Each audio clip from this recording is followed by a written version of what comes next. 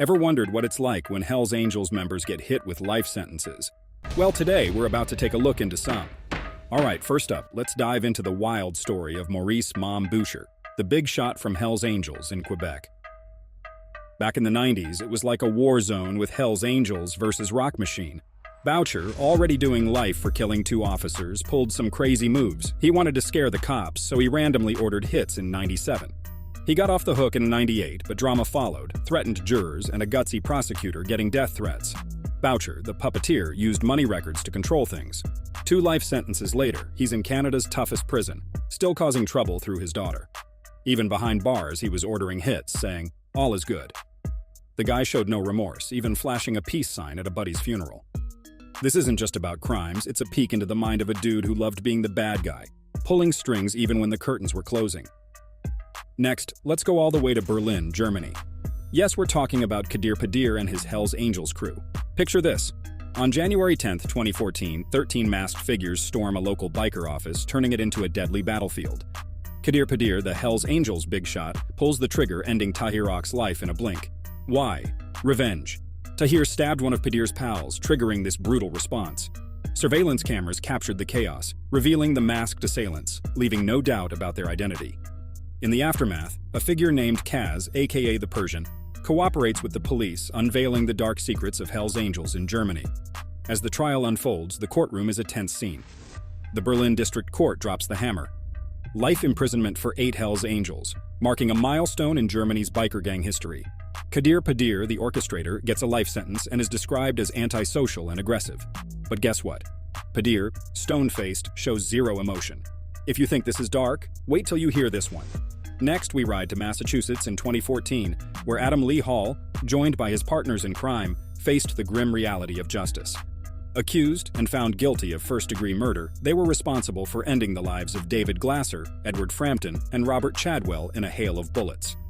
The horror continued as they dismembered the bodies, sealing them in plastic bags and then burying them in a desolate ditch in Beckett. The gruesome truth came to light weeks later, shaking the nation. Hall's trial was no less dramatic. He erupted during the prosecutor's final statement, insisting on his innocence using vulgar words. Hall's outburst reflected his denial, but the evidence spoke louder. Witnesses revealed disturbing details: a car cleaning with bleach, mocking laughter at the Hell's Angels clubhouse, and even concealing firearms in a bag of dog food. Despite attempts to challenge witness credibility, Hall was found guilty and sentenced to 3 life sentences, 1 for each victim. As Judge Jeffrey Kinder delivered the final blow, describing the case's level of depravity, Hall remained emotionless, staring at his fate. All right, next we're moving to San Francisco, where the Hell's Angels president in Fresno faced the fury of justice.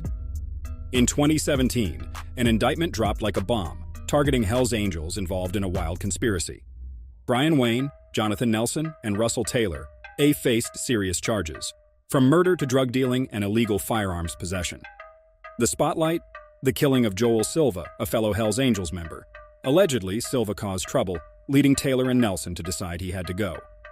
The murder played out in Fresno in 2014 when Silva, driven by Taylor, was ruthlessly shot by Went upon arrival at the Fresno clubhouse. Shockingly, the day after the murder, Silva's body was unlawfully treated, erasing crucial evidence.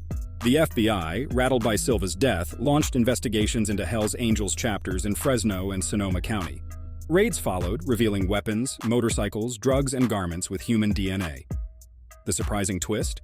The Fresno chapter ran a holiday toy drive, seemingly good guys with a dark side. In the trial, the Sonoma chapter faced accusations of intimidation, threatening witnesses and families who considered cooperating with law enforcement. The gravity of their crimes led to mandatory life sentences for all 3 defendants.